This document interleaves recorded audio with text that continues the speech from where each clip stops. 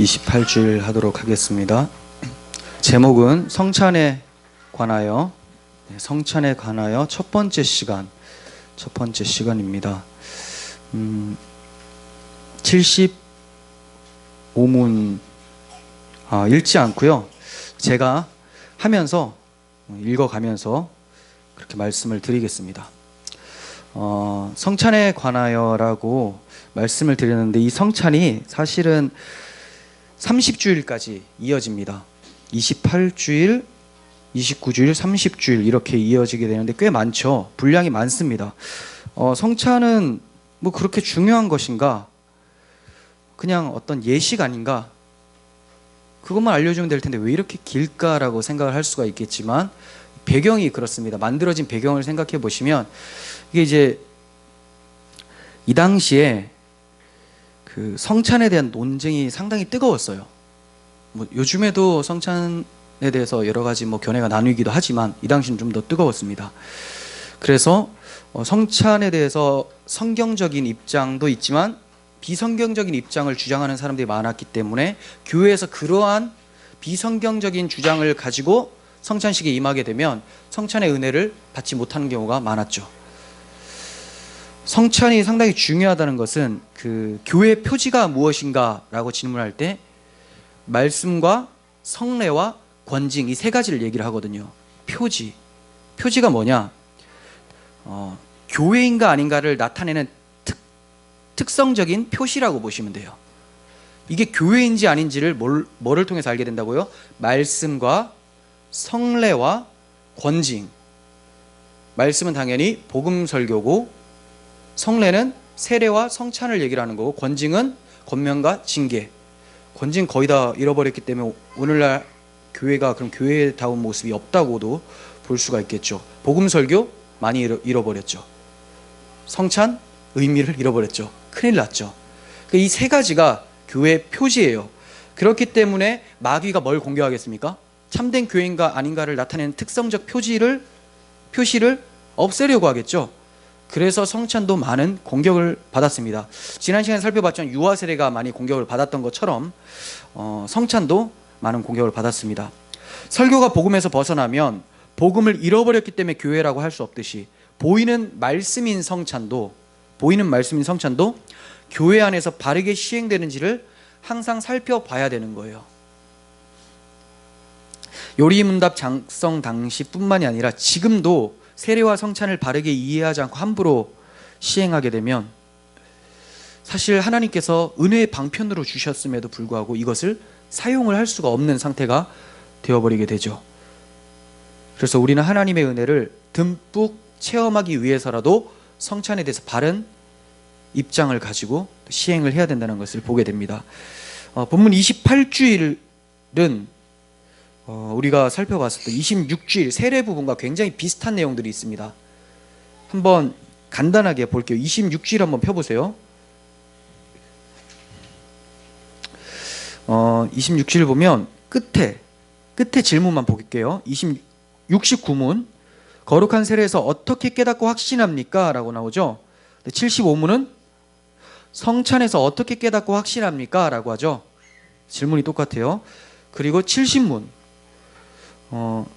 씻겨진다는 것은 무슨 뜻입니까? 라고 했어요. 오늘 본문의 76문은 피를 마신다는 것은 무슨 뜻입니까? 라고 나오고, 71문은 어디에서 약속하셨습니까? 이 세례를 어디서 약속하셨습니까?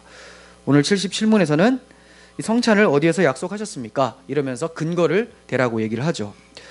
상당히 비슷합니다. 왜 비슷할까요? 세례와 성찬이 비슷한 의미를 담고 있으면서 연속성을 가지고 있기 때문에 그래요. 비슷한 의미인데 똑같지는 않아요. 그래서 연속성이라고 하는 거죠. 세례 이후의 성찬. 근데 의미는 비슷합니다. 예를 들면 모세가 가나안까지 인도를 했죠. 출애굽 후에. 그리고 가나안에 들어가는 사람 누구예요? 리더가 누굽니까? 여호수아가 들어가죠. 여호수아가 들어갔을 때 행한 것이 두 가지가 있어요.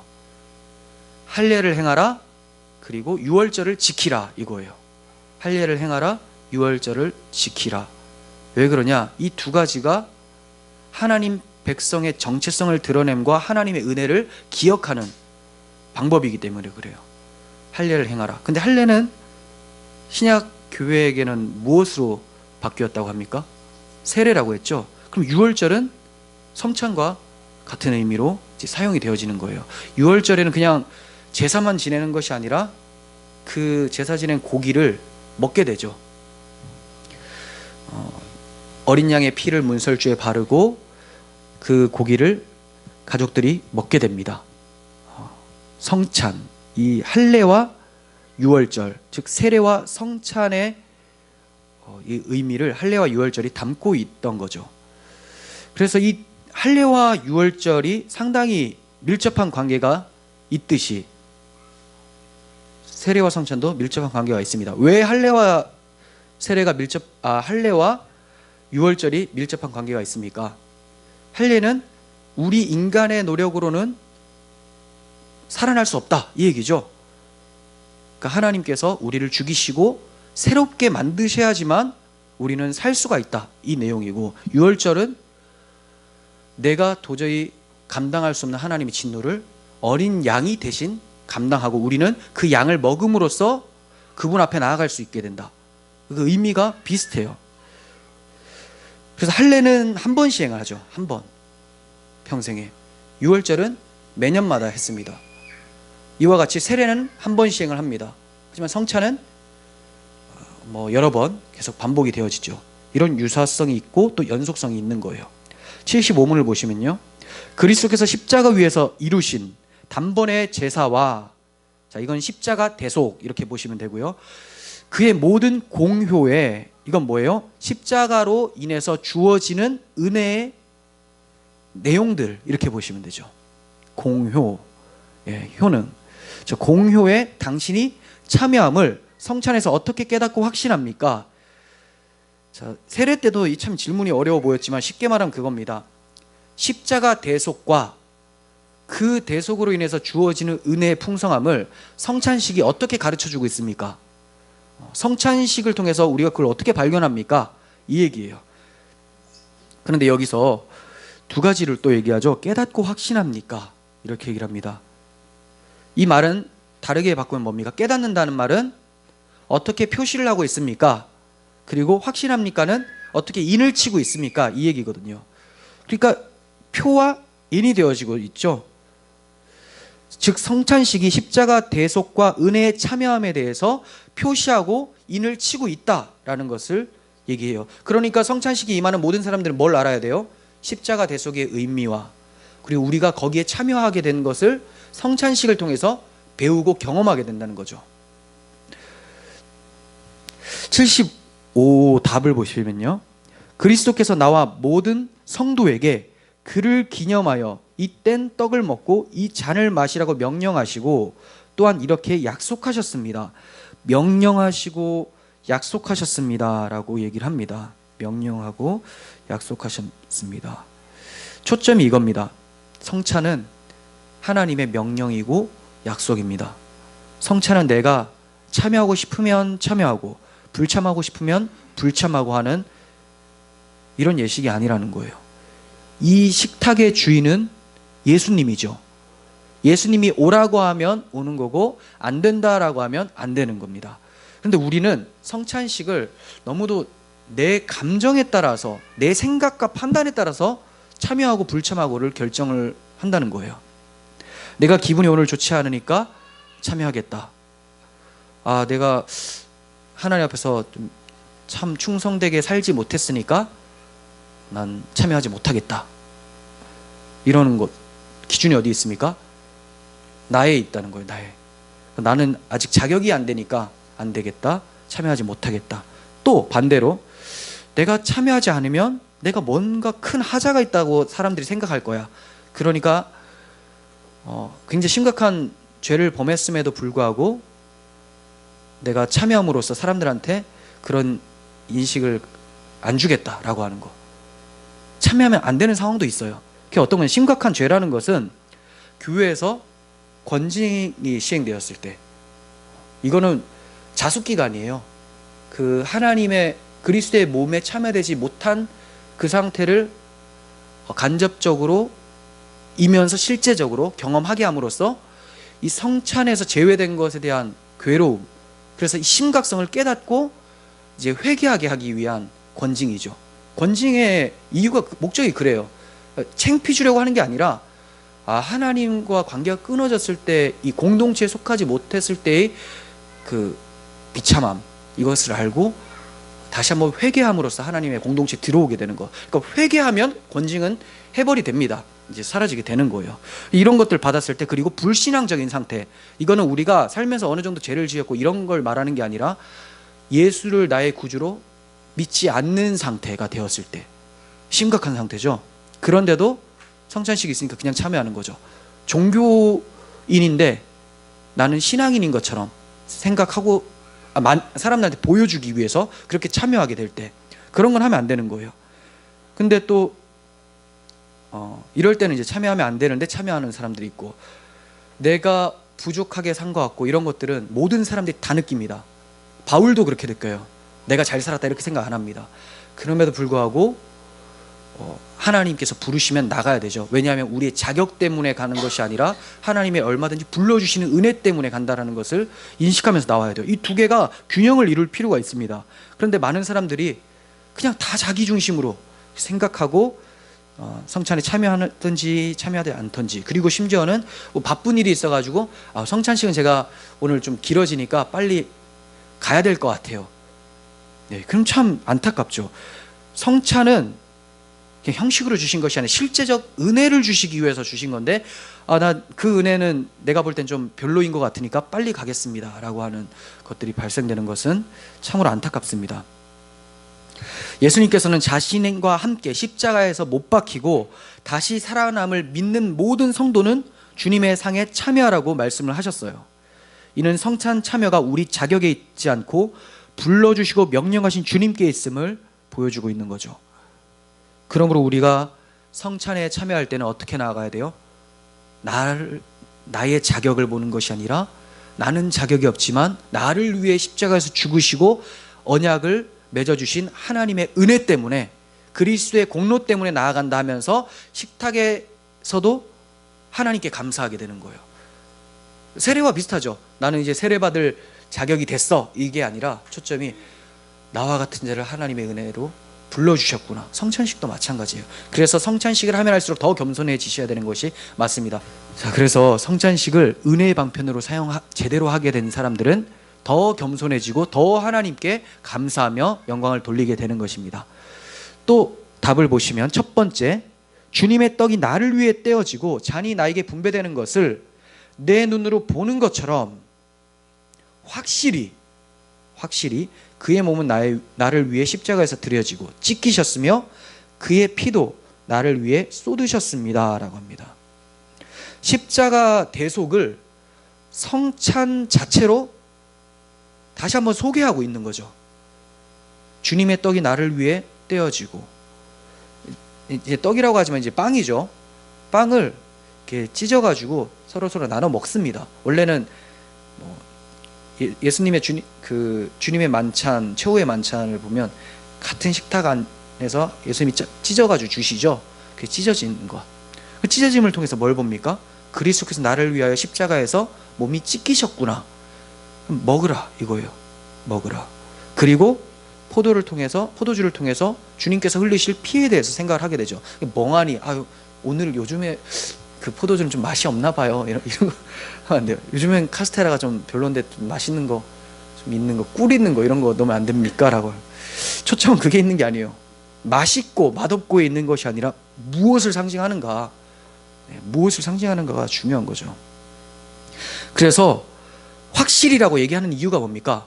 우리가 정말 찢고 마시는 걸 통해서 이걸 경험하잖아요. 주님이 정말 이렇게 우리 가운데 죽으시고 피 흘리셨다, 이걸 얘기를 하는 거죠. 상징이지만 이 상징이 우리 안에서 역사를 해서 실제적인 효과를 낸다고 보여주고 있는 겁니다. 75답도 보면, 둘째, 그리스도의 살과 피의 확실한 표로서, 또 확실하니 나오죠.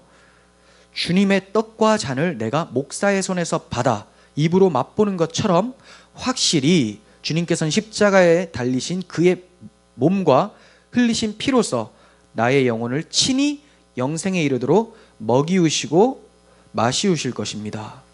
네. 여기서는 확실히라는 단어가 두 번이나 또 나옵니다. 그러니까 이 배경에 대해서 금방 알 수 있겠죠. 배경이 성찬식은 그냥 상징만 하고 기념만 하는 거지 아무 효과가 없다, 이렇게 생각하는 입장에서 변증을 하는 거예요. 아니다, 상징인데 그 상징이 상징으로만 남는 것이 아니라 정말 우리에게 은혜가 부어지는 자리다, 이렇게 얘기를 하는 거예요. 정말 우리에게 은혜가 부어진다.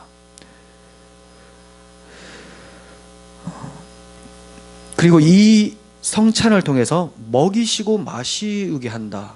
먹고 마시면 어떻게 됩니까? 이게 저희들한테 떡과 이 빵과 포도주가 들어가면 살과 피가 돼서 뭐가 돼요? 몸이 되죠, 몸. 그러면 우리는 그리스도의 몸과 연합되어짐을 얘기를 하는 거죠. 마치 이 빵과 포도주가 그런 것처럼 너희는 그리스도의 십자가를 묵상을 할 때 그것을 믿고 영접을 하면 그리스도와 이러한 연합을 이루게 된다, 이게 확실해 라고 보여주고 있는 거예요.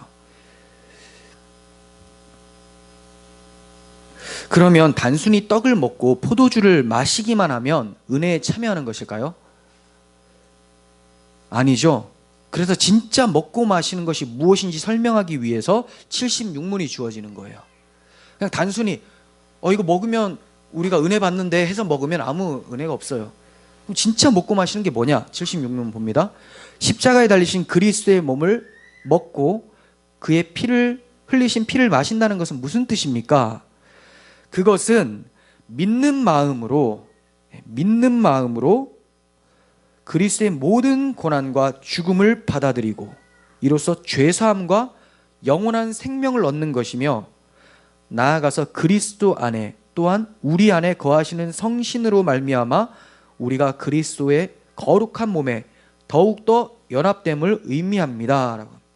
비록 그리스도는 하늘에 계시고 우리는 땅에 있다 할지라도 우리는 그의 살 중에 살이요 그의 뼈 중에 뼈이며 마치 우리 몸의 지체들이 한 영혼에 의해 살고 다스림을 받는 것처럼 우리도 한 성신에 의해서 영원히 살고 다스림을 받습니다. 길게 설명을 하죠. 자, 하나씩 살펴보면 먹고 마시는 것, 이거 무슨 의미입니까? 라고 했는데 그냥 먹고 마시면 아무 유익이 없다고 설명하고 있어요. 이걸 통해서 믿음이 마치 이런 것이다 라고 설명을 해주고 있는 거예요. 즉 먹는다, 마신다라는 것은 여러분들이 그리스도를 믿는 것을 얘기를 합니다. 믿는 것. 믿는 마음으로 그리스도의 모든 고난과 죽음을 받아들이고 이러죠. 성찬에 참여해서 떡을 먹거나 포도주를 마신다고 해서 자동적으로 은혜 받는다고 생각하시면 안 돼요. 믿는 마음으로. 그러면 당연히 전제가 되어 있어야 되겠죠. 믿는 내용을 알아야지 믿을 거 아닙니까? 그래서 앞에 세례가 주어지는 거예요. 세례의 의미를 안 자가 성찬에 참여할 수가 있죠. 그 세례의 의미가 뭡니까? 내가 그리스도와 함께 십자가에 못 박히고 그리스도와 함께 살아남을 고백할 때, 그리고 그 고백한 것을 이제 한번 다시 태어났으니까, 주와 함께 살아났으니까 계속 살아날 필요는 없어요. 그래서 세례는 한 번이에요. 하지만 이제 성찬은 이제 그분과 함께 살았다는 것을 먹으면서 그분의 몸에 참여하면서 기억을 하는 거예요. 세례받았던 것을 기억을 하게 되는 것이죠. 그래서 세례를 굳이 여러 번 이렇게 받는 것이 중요한 것이 아니라 성찬식을 하면서 세례를 계속 경험을 하시면 되는 거예요. 그걸 떠올리게 되는 것이죠. 요한복음 6장 35절 한번 봅니다. 예수께서 이르시되 나는 생명의 떡이니 내게 오는 자는 결코 줄이지 아니할 터이요 나를 믿는 자는 영원히 목마르지 아니하리라. 그러나 내가 너희에게 이르기를 너희는 나를 보고도 믿지 아니하는도다. 예수님이 자신을 생명의 떡이라고 했습니다. 그런데 그냥 이 얘기를 하시지 않고 그 앞에 오병이어 기적을 베푸시고 얘기를 하세요. 사람들이 떡을 많이 먹었거든요. 떡을 먹고 배불렀어요. 그리고 계속 예수님을 따라옵니다. 그 이유는 떡을 더 달라고. 예수님께서 왜 떡을 주셨느냐? 잠깐 허기진 것을 달래라고 주신 것이 아니라 마치 너희가 이 떡을 먹고 배부른 것처럼 나를 먹어야 진짜 영적으로 배부름이 있게 된다는 것을 보여주는 거죠. 그래서 먹고 마시는 건 뭐냐? 믿음이다라는 것을 예수님께서 비유를 통해서도 가르쳐 주셨다는 거예요.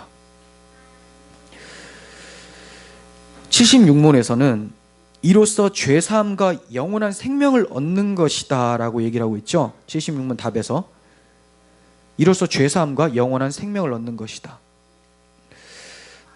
우리가 믿음으로 성찬에 참여할 때 죄사함과 영생을 얻는다 이렇게 가르치고 있는데 좀 이상하지 않습니까? 죄사함에 대해서는 세례를 받을 때 죄가 다 사해진 거 아닌가? 근데 왜 성찬식에 참여하면 또 죄사함을 받는가? 이런 궁금증이 생길 수가 있다는 거예요. 죄사함과 영생은 예수님 믿을 때에 이미 받은 것이 맞죠? 아닙니까? 영생을 받으셨습니까? 하면 네라고 할 거 아닙니까? 그죠? 아니에요? 죄사함 받으셨습니까? 아멘. 근데 여기서 왜 또 죄사함과 영생을 얻는다고 합니까? 이거는 이제 우리가 몇 번 설명을 했듯이 배웠듯이 여기서 죄사함은 오전에도 설명했지만 목욕을 했는데 발은 씻지 않았다, 이제 발만 씻으면 된다, 이런 것과 같아요. 그러니까 구원에 대한 구원과 심판, 이것을 얘기를 하는 것이 아니라 구원받은 자들은, 죄사함을 받은 자들은 날마다 그 죄를 돌아보며 벗겨내는 작업을 하게 된다, 이 얘기죠. 이 영생도 주께서 주신 확실한 영생을 약속해 주셨는데 이제 그 영생을 우리 삶 속에서 계속 경험하면서 풍성하게 살아가는 성화의 삶을 얘기를 하고 있는 것이죠. 그래서 영생을 얻는다라고 표현을 하고 있는 거예요. 주님께서도 기도를 가르쳐 주실 때에 우리가 우리에게 죄 지은 자를 사하여 준 것 같이 우리 죄를 사하여 주시옵고라고 했어요. 여기서 사하여 달라는 건 이미 하늘에 계신 우리 아버지라고 했는데 사하여 달라고 하는 것은 나 지옥 보내지 말게 해주세요, 이 얘기가 아니겠죠. 주님 자녀답게 살아갈 수 있도록 그 죄를 벗어낼 수 있도록 도와주세요, 이런 간구함이죠. 계속 그 은혜 가운데 자라가는 것이 하나님의 뜻입니다. 그래서 죄를 사하여 주시기를 우리는 계속 구해야 되겠죠. 이 죄를 용서해 주시고 더 그리스도를 닮아가는 영생을 얻는 삶을 살게 해주세요, 이렇게 표현하는 거예요. 이중적인 표현이죠. 그러니까 하나님은 시간 밖에 계시고 시간 안에도 계시며 모든 것을 통으로 보시는, 주장하시는 하나님이기 때문에 사실 이런 표현이 전혀 어색하지가 않아요. 하나님은 우리에게 영생을 주신 거죠. 하나님 완성된 상황에서 보시니까 끝났어요. 근데 우리는 시간 속에서 달려가고 있기 때문에 아직 잡지 않은 것처럼 느껴지는 거죠. 받지 않은 것처럼, 이루지 않은 것처럼. 하지만 이루었다고 말하는 건 뭡니까? 하나님께서 시작을 하셨기 때문에 끝이 난 게 맞다. 네. 그리고 아직까지 이루지 않았다는 것은 나의 삶 속에서는 더 이루어 가야 될 것이 많다라는 것을 얘기하기 위해서지, 하나님 관점에서는 다 이루어진 게 맞습니다. 하지만 성찬은 우리가 이 땅에서 살아가는 우리들에게 우리의 삶을 돌아보게 하기 위한 가르침으로 주고 계시는 거예요. 성경에서 구원을 가르칠 때도 세 가지 시제로 가르치고 있죠. 우리가 믿을 때에 구원을 얻었다라고 해요. 그리고 지금도 죄의 세력으로부터 구원을 얻고 있다. 죄로부터 구원을 얻고 있다. 또 주님께서 다시 오실 때 부활의 몸을 입고 영원한 구원으로 들어가게 된다, 완성된다, 이렇게 표현하죠. 그러니까 이러한 용례들을 생각해 볼 때 성찬을 통해서 죄사함과 영생을 얻는다는 말이 이해가 어렵지는 않을 거예요. 어렵습니까? 어렵지 않죠? 네, 대답해 주십시오. 그래야 넘어갑니다. 자, 76문에서는 그리스도의 몸을 먹고 그분의 흘리신 피를 마시는 것이 우리가 그리스도의 거룩한 몸에 더욱더 연합된다, 이렇게 표현하고 있어요. 그죠? 우리가 그리스도의 몸에 더욱더 연합된다. 빵과 포도주를 받아서 먹고 마셔서 우리의 몸의 일부가 되는 것처럼 그리스도의 은혜도 우리의 일부가 된다는 사실을 가르쳐주고 있어요. 그분의 은혜가 우리 가운데 와서 정말로 이제 역사하게 되는 그런 믿음을 얘기를 하죠. 사람이 계속 먹고 마시면서 이제 몸이 자라고 커갑니다.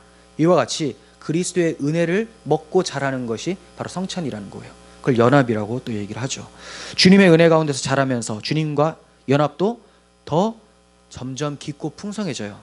이것도 마찬가지죠. 그런 시제가 십자가에서 예수님이 죽으시고 성령을 보내주심으로 우리는 그리스도와 완전한 연합이 됐죠. 그리스도의 생명이 있으니까. 근데 여기서 더욱더 연합되어진다는 말은 뭡니까? 더욱더 그리스도가 내 안에서 역사하시게 된다, 이 얘기를 표현하는 거예요. 연합된 자답게 살게 된다. 계속해서 그 열매를 얘기를 하고 있는 내용입니다. 그리스도와 연합되는 것을 76문에서는 아담이 그 아내에게 했던 말을 인용해서 표현을 하고 있죠. 내 뼈 중에 뼈요 살 중에 살이라. 아담과 하와 두 사람이 결혼을 통해서 한 몸을 이룬 것처럼 하늘에 계신 그리스도와 그의 신부인 교회는 믿음을 통해서 부부관계가 되는 거죠. 그리고 한 몸처럼 되어버려서 연합이 되어 교제를 나누게 되는 거예요. 비록 그리스도는 하늘에 계시고 우리는 땅에 있다 할지라도 한 몸이 되죠. 성령은 하늘에 계시고 땅에도 계시기 때문에. 그래서 내가 너희에게 떠나가는 것이 너희에게 유익하다라고 하신 것도 누구든지 다 예수께서 함께 계실 수 있는 상태가 성령으로 오시고, 또 하늘 보좌에 계시면서 아버지 우편에서 승리하신 것을 보여주시는 것도 하늘에 계시면서 또 동시에 땅에 있으려면 성령으로 계셔야 되는 거예요. 우리에게 우리 마음 가운데 들어오시는 것. 예수님이 육신으로 계실 때는 우리 마음에 들어오시진 않죠. 그냥 옆에만 계시지만 성령으로는 우리 안에 계시는 거죠. 그래서 비록 예수님이 지금 하늘 보좌에 계시고 우리는 땅에 있다 할지라도 우리는 한 영혼, 성령에 의해서 한 몸을 이루면서 살게 되죠. 그것이 76문 마지막에 있죠. 우리도 한 성신에 의해서 영원히 살고 다스림을 받습니다. 이게 연합입니다. 여러분 다스림 받고 계십니까? 뼈 중에 뼈요 살 중에 살이라. 예수님께서 이렇게 우리를 보고 말씀하실 수 있습니까? 내 뼈에는 이런 게 없는데 라고 하시는 우리의 모습이 아닌가 돌아보죠. 물론 예수님 그거 다 알고 우리를 불러주시고 신부 삼아 주셨어요. 이제 우리는 뼈가 내동댕이 칠 것을 염려하는 것이 아니라 주님 안에 있는 것처럼 살아가기를 그냥 소망하면서 열심으로 달려가면 되는 거예요. 자유함 가운데 그렇게 행하시라는 말씀인데, 자칫하면 우리의 죄성이 무거운 짐으로 받아들이게 만든다는 거죠. 이렇게 되면 또 예수님이 나를 싫어하시는 건가, 정죄하시는 건가. 정죄함이 없습니다. 정죄는 없어요. 하지만 자유함 가운데 주님을 사랑하는 마음으로 자라가셔야 되는 것은 맞습니다. 77문 봅니다. 믿는 사람들이 이 뗀 떡을 먹고 이 잔을 마시는 것처럼 확실히 그리스도께서 그들을 그의 몸과 피로 먹이고 마시우겠다는 약속을 어디에서 하셨습니까? 자, 그러니까 성경적 근거를 말해 보십시오, 이 얘기입니다. 성찬을 제정을 하실 때 이렇게 말씀하십니다. 고린도전서 11장에 대한 내용이죠. 주 예수께서 잡히시던 밤에 떡을 가지사 축사하시고 떼어 가라사대 이것은 너희를 위하는 내 몸이니 이것을 행하여 나를 기념하라 하시고 식후에 또한 이와 같이 잔을 가지시고 가라사대 이 잔은 내 피로 세운 새 언약이니 이것을 행하여 마실 때마다 나를 기념하라 하셨으니 너희가 이 떡을 먹고 이 잔을 마실 때마다 주의 죽으심을 오실 때까지 전하는 것이니라. 네, 그리고 또 바울이 약속을 또 합니다. 우리가 축복하는 바 축복의 잔은 그리스도의 피에 참여함이 아니며 우리가 떼는 떡은 그리스도의 몸에 참여함이 아니냐. 떡이 하나요 많은 우리가 한 몸이니 우리가 다 한 떡에 참여함이라. 자, 뒤에 부분은 공동체, 성찬으로 인해서 공동체가 한 몸이 되었다. 그리고 공동체란 말이 한 몸이죠. 공동, 몸. 그러니까 한 몸 되었다는 걸 강조하는 거고, 위에 말씀은 성찬식이 어떻게 해야 되는가, 성찬식 어떻게 해야 되는가, 뭐 때문에 하는가, 이거를 설명해 주는 거예요. 하나씩 보시면 나를 기념하라라고 하시죠. 두 번이나 말씀하십니다. 나를 기념하라. 기념하는 날이 또 있었습니다. 구약 시대에도. 바로 절기들이죠. 절기들. 그 중에 이제 성찬식은 유월절과 같다고 말씀을 드렸어요. 물론 초막절도 같습니다. 그 모든 절기는 이 성찬식을 나타내는 그런 내용을 담고 있어요. 일단 유월절을 말씀을 드리면 유월절 기념하는 날이었죠. 출애굽기 12장 14절 보세요. 너희는 이 날을 기념하여 여호와의 절기를 삼아 영원한 규례로 대대로 지킬지니라. 이 날이 바로 출애굽해서 출애굽한 날. 출애굽은 유월절에 일어나죠. 유월절 어린 양의 피로. 그래서 이 날을 기념해라. 절기로 삼아 영원한 규례로 대대로 지켜라. 이렇게 합니다. 그렇다고 유월절을 지금 지키지 않죠. 왜 그렇습니까? 이 유월절이 이루어졌으니까. 그럼 이제 뭐 하는 거예요? 절기를 지키는 것이 아니라 그 절기의 의미, 원래 의미였던 그리스도의 십자가와 그분의 은혜에 참여하는 내용을 계속 기념하면 되는 거예요. 지키고. 그럼 우리 신앙생활의 핵심이죠. 그리스도를 묵상하십시오. 이게 다 유월절 기념하는 거예요. 그리고 성찬식 유월절 기념하는 겁니다. 유월절의 의미를 기념하는 거죠. 출애굽기 12장 24절 그 이후에도 좀 볼게요. 여기는 기념하는 방법을 더 자세하게 얘기를 하고 있는데요. 24절부터 너희는 이 일을 규례로 삼아 너희와 너희 자손이 영원히 지킬 것이니 너희는 여호와께서 허락하신 대로 너희에게 주시는 땅에 이를 때에 이 예식을 지킬 것이라. 이후에 너희의 자녀가 묻기를 이 예식이 무슨 뜻이냐 하거든 너희는 이르기를 이는 여호와의 유월절 제사라. 여호와께서 애굽 사람에게 재앙을 내리실 때에 애굽에 있는 이스라엘 자손의 집을 넘으사 우리의 집을 구원하셨느니라 하라. 하매 백성이 머리 숙여 경배하니라. 아멘. 유월절의 의미를 정확하게 얘기하고 있죠. 자, 이거 자녀들이 이거 왜 지키는 거예요? 무슨 뜻이에요? 라고 하면 뭐라고 하라고 합니까? 여호와의 유월절 제사라. 여호와의 의라고 하는 것은 여호와께서 행하셨다 이거죠. 여호와께서 행하신 일이 뭐냐? 유월절 넘어가는 날. 뭐가 넘어갔습니까? 애굽 사람에게 재앙을 내리실 때 우리 집은 넘어갔다. 그러면 그것만 얘기할까요? 왜 넘어갔는지 얘기하겠죠. 어린 양의 피가 우리 집을 두르고 있었다. 네. 그것을 아이들한테 얘기를 해주는 거예요. 성찬식도 마찬가지죠. 성찬식 왜 합니까? 유월절을 기념하는 거다. 그 유월절의 의미가 뭡니까? 십자가 대속과 그분의 은혜에 참여하는 것을 얘기를 한다. 이걸 묵상하시면서 참여하는데 여기에 뭐까지 해야 돼요? 묻거든 이게 있어요. 자녀들한테도 가르쳐야 돼요. 언제까지? 이들이 참여할 때까지, 자라날 때까지 계속 가르치죠. 그래서 세례 받는 것도 가르치고 세례 전까지 유아 세례 받은 아이들이 입교할 때까지 끊임없이 세례의 의미, 네가 받은 세례는 이런 것이고 또 그리고 이제 세례를 받은 너는 입교하게 되면 자라나면 이제 교회에 발언권도 생기고 정식 회원이 될 텐데 정식 회원, 그렇죠. 발언권이 있는 회원이 될 텐데 그럴 때 너는 성찬에 참여하게 될 것이다. 그 성찬의 의미는 이런 것이다 하면서 아이들한테 가르쳐 주는 거죠. 그러면 사실 성찬식뿐만이 아니라 밥 먹을 때도 그냥 밥 먹지 않게 되겠죠. 이 밥과 국과 이런 것들이 나에게 몸을 이루는 것처럼 근데 이것은 내가 영원히 살 수 있게 만들지는 못해요. 또다시 배가 고파지는.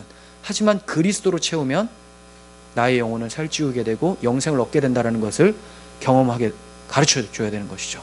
우리가 아이들 목욕시킬 때 그걸 떠올리는 것처럼 밥 먹을 때도 우리는 무엇을 먹을 때도 다 그것을 떠올려야 돼요. 무엇을 먹을까 마실까 입을까 다 그리스도를 떠올리면서 하나님께 영광되게 행해야 되는 것이죠.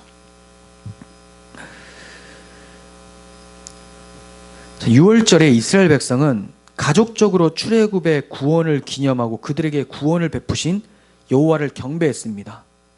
가족적으로.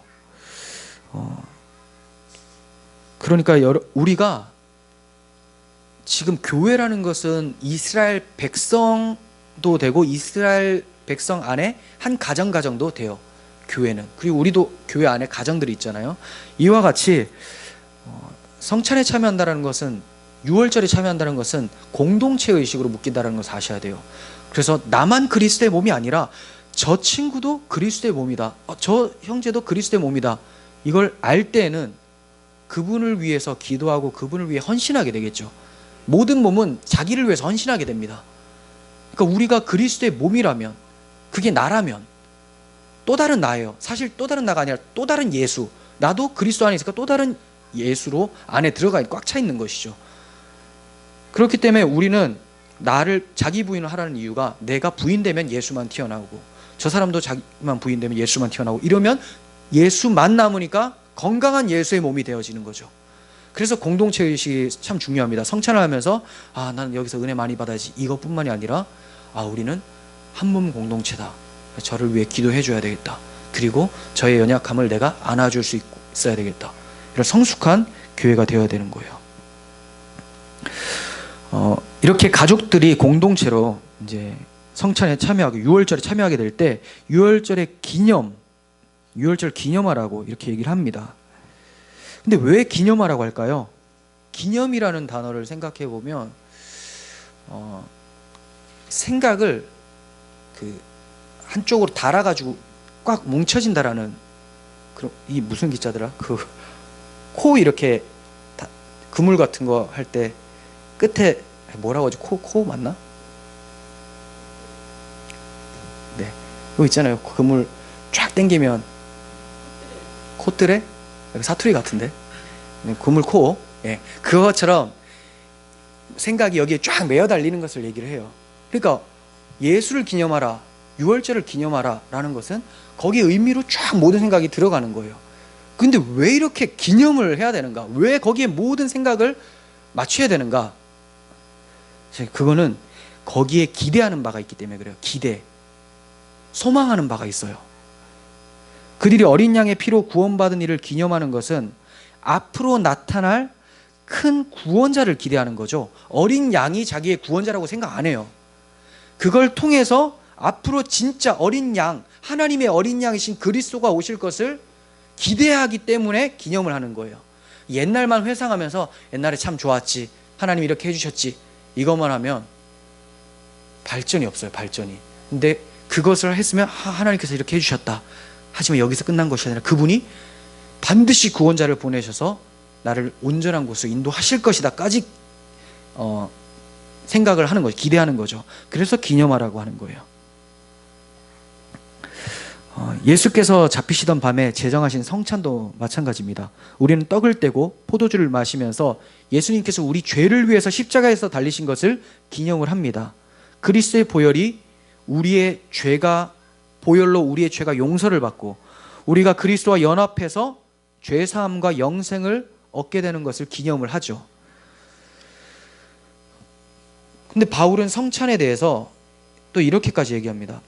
이 떡을 먹으며 이 잔을 마실 때마다 주의 죽으심을 오실 때까지 전하는 것이다 라고 해요. 여기 전제가 뭐가 돼요? 오신다는 거죠. 끝났다가 아니라 기념하면서 예수님이 나의 죄를 사하셨고 나는 또 지금 영생을 얻었지, 이게 아니라 오실 때까지 기념해라. 오시는구나, 이거 기억하라는 거죠. 여러분 성찬식 임하실 때 뭐 생각해야 돼요?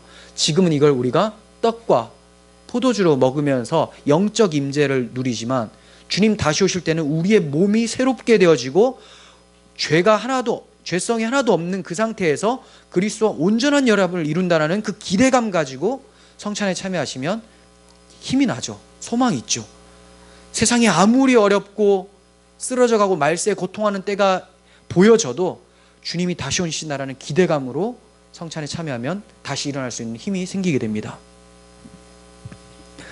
우리는 비록 이 땅에 있고 주님은 하늘에 있다 하더라도 믿음으로 연합된 우리는 신랑이신 주님이 반드시 다시 오실 것을 알고 그때는 혼인잔치를 이루게 된다는 것을 소망 중에 기대하게 됩니다.